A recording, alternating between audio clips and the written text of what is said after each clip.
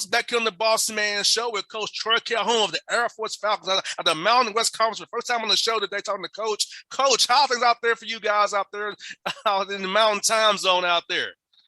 Yeah, boss man, I'll tell you this. It's as good as it gets. It's 85 degrees, clear blue sky, no humidity, no bugs. So another great day in Colorado Springs, Colorado. Yes.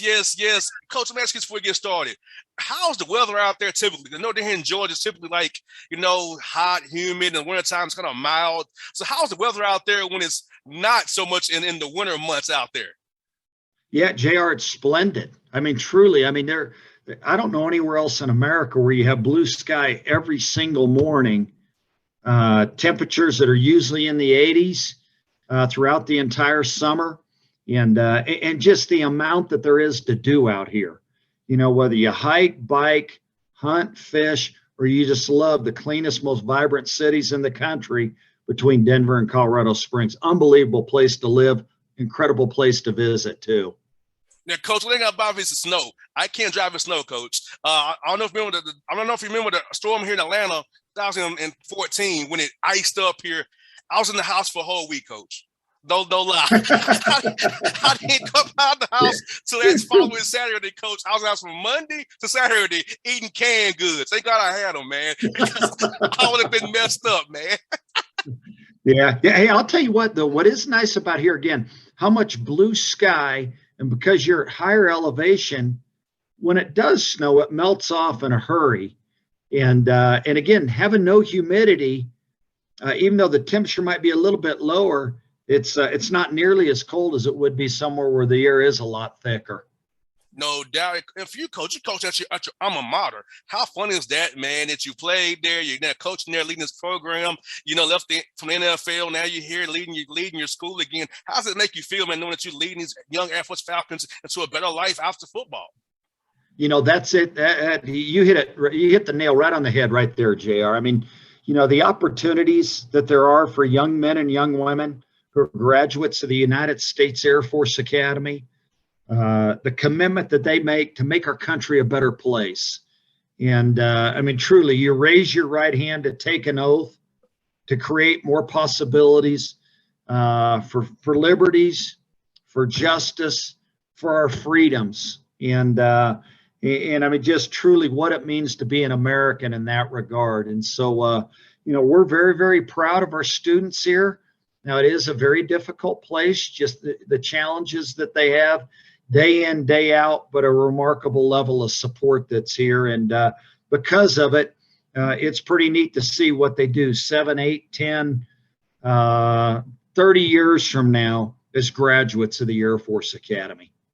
And Coach, for you, when did you decide you wanted to become a coach to help young men and young women grow and to be better people? Because that's the part of the coaching that I saw from my father, who's a coach, and how he impacted guys for years to come, who still he impacts to this day. So for you, what about going to become a coach? When did you kind of get that itch to say, hey, this is my life's path here?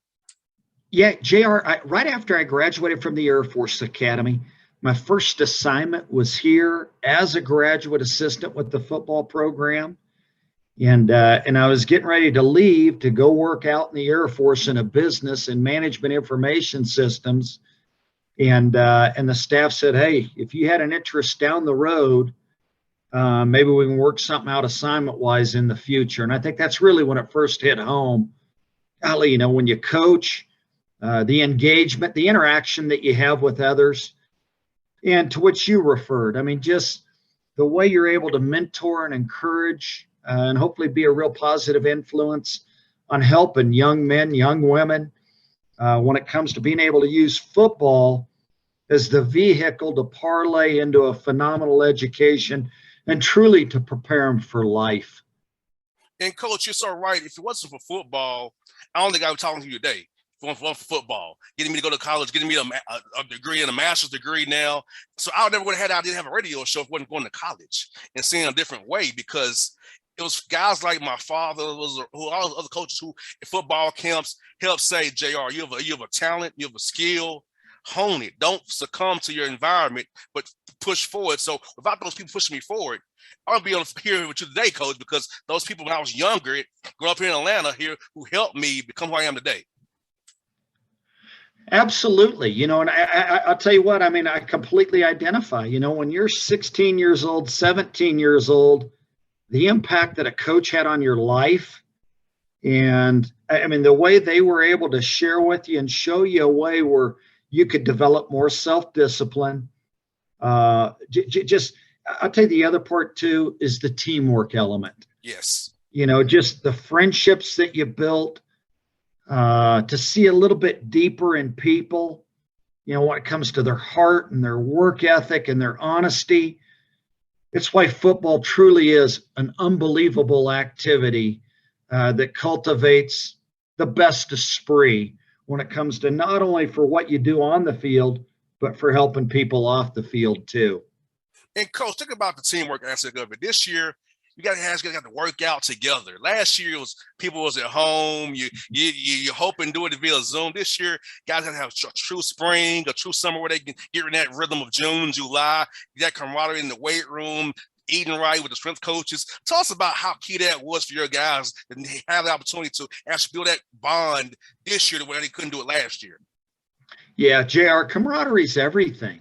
I think anytime you work with, you get two really capable people together, then 1 + 1 with the right kind of bonding can equal 4 or 5 or 8.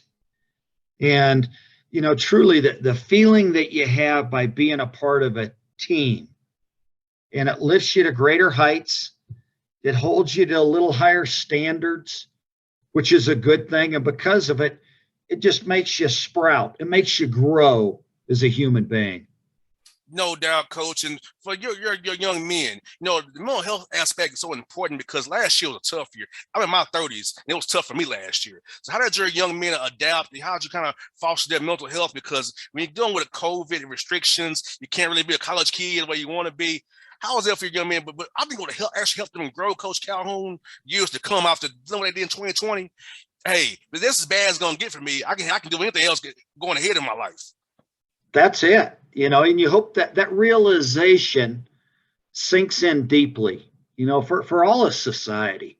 If we're able to get through the last 15 months just with the grit and the perseverance, and I think if anything, just an even stronger gratitude, the appreciation that we have for getting to live life, then that means we should go even harder as we head forward.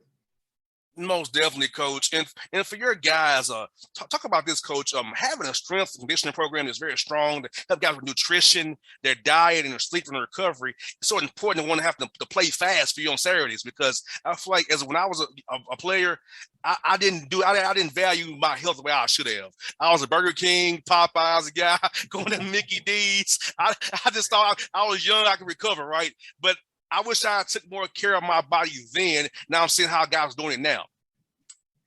Well, I think you just spoke for me. All those times you're eating all you can eat fries, all the good ice cream and the chocolate chip cookies. There is a lot more, there's just a lot more awareness, in terms of eating the right lean proteins when it comes to good greens, to take care of our body. And I think anytime you develop greater respect for your own flesh, then you are an even more unselfish teammate, because it's not solely about you and just those instant desires. Most definitely, coach. And for you guys, you have a nice non-conference schedule. You got Lafayette, you got FAU, Army, and Navy. So tell us about those non-conference games you're going to play this year outside the Mountain West Conference there, coach. Yeah, JR, a very demanding schedule. I think especially with the number of new starters that we have. We have 3 starters back on defense and 3 starters back on offense. So we're certainly going to get tested and challenged in a big way. And yet that's why it's even more imperative during the month of August. What we're currently doing is to pour a very sturdy foundation.